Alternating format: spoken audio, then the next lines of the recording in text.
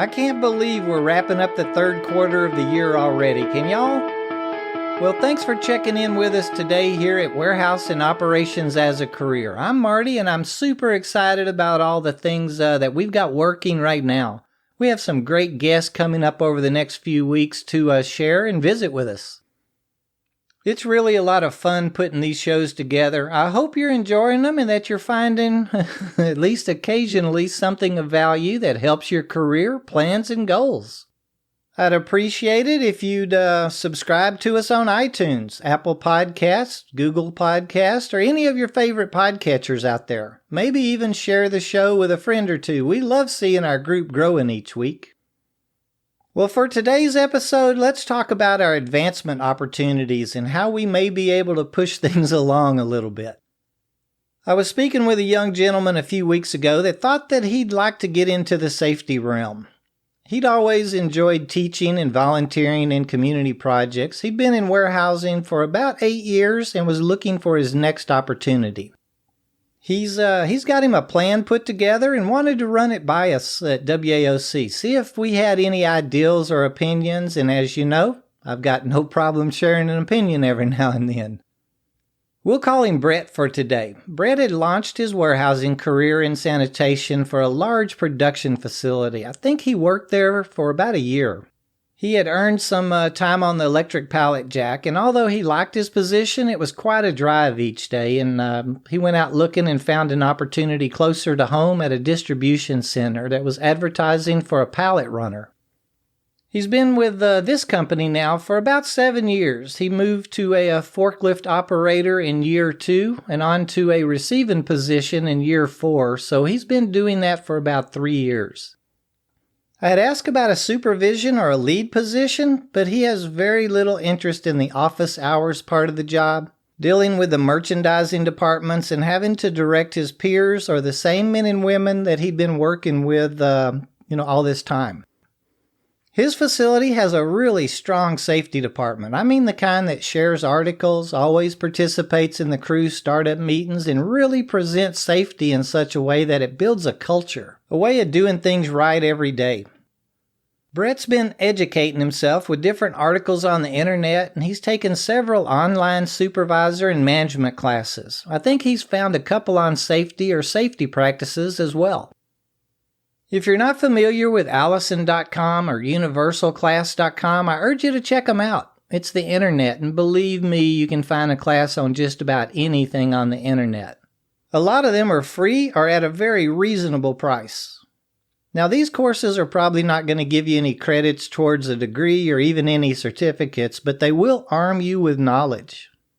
You know me, myself, I'm a big keyword advocate. Keywords can grab our boss's attention and get us heard and noticed. And that's exactly the plan Brett has put together for himself. He is self-educating, learning about safety. He actually purchased the book for OSHA's 29 CFR 1910.178 standard and several others on workplace violence, building safety, etc., things like that.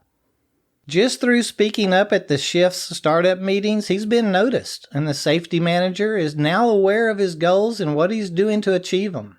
I'm certain he'll have a position in safety before year's end.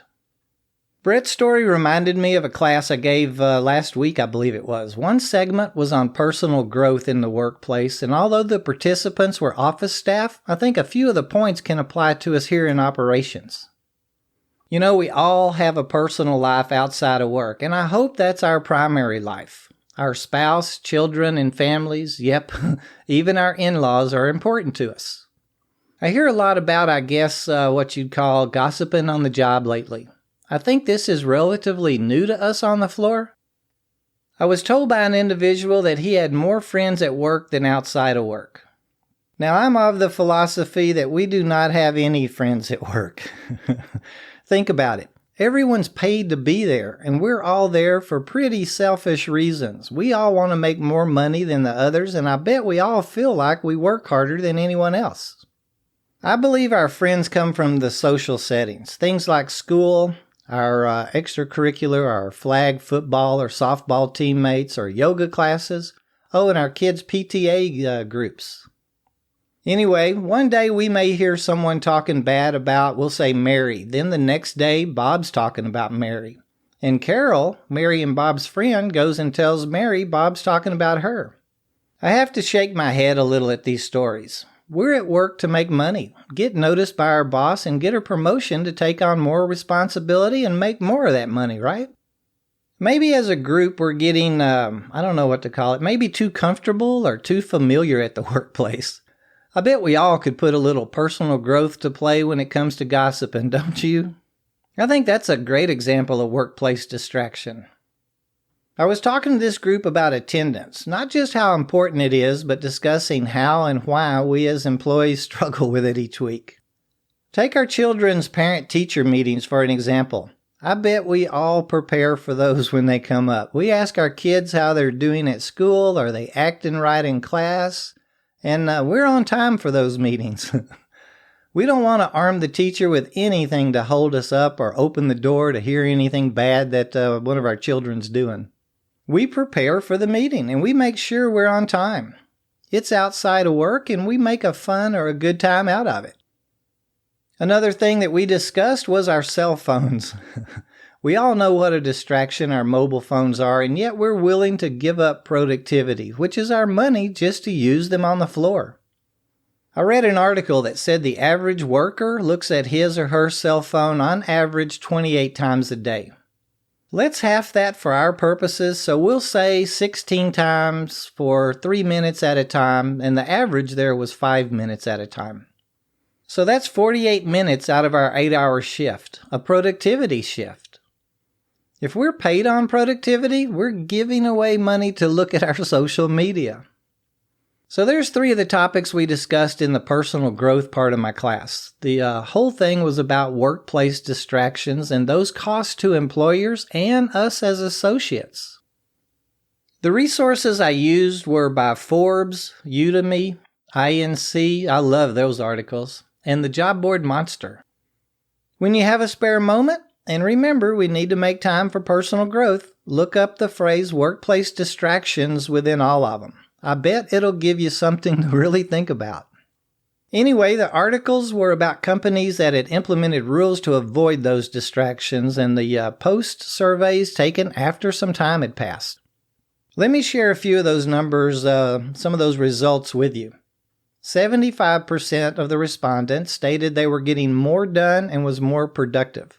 57% felt more motivated to do my best, and 51% said I'm more confident. 49% stated I'm happier at work, and 44% said I deliver higher quality work. I bet we all can agree if we just put our heads down and focus on our jobs, we'd be much better at it. It's hard though. Everyone's adding to those workplace distractions every day. Imagine though how much we'll stand out if we don't participate in them. Talk about getting put on the fast track with our management teams. I tell you what, it's been a while since we've given anything away or had a drawing. Email us one of your pet peeves, some kind of workplace distraction that you have to deal with and how you handle it or avoid it by Wednesday, 9/19 to be entered into a drawing for next week. Let's see, what are we going to give away? I'll give away a new WAOC tumbler. I think they're 22 ounces. It'll be one from our WAOC storefront that's on tpublic.com. Oh, the email to use is host@warehouseandoperationsasacareer.com. I'd love hearing more about the distractions that you're each dealing with. Another part of the class was on time management. Just today on the Unlocking the Secret of Living Rich podcast, she did an episode on time. Are you a spender or investor? And she shares 7 secrets on making time our asset. Check it out. I really enjoyed this episode. Anyway, time management translates to us in the warehousing industry as earning more money, even if you're not paid on productivity per se. Using our time wisely and efficiently will get us noticed, and we will get those promotions, advance, and earn more money. Speaking of advancement, promotions, and making more money, how are you all doing on your goals for 2018? If you'll remember, at the beginning of the year, we wanted to make $2.50 more an hour than what we were making in December of 2017, or $5,200 more than we did last year. I've heard from several of our group that's well on the way to meeting that goal, which is really fantastic. Let's see, where are we at? We're down to the last 15 weeks of the year, so there's still plenty of time to make the magic happen.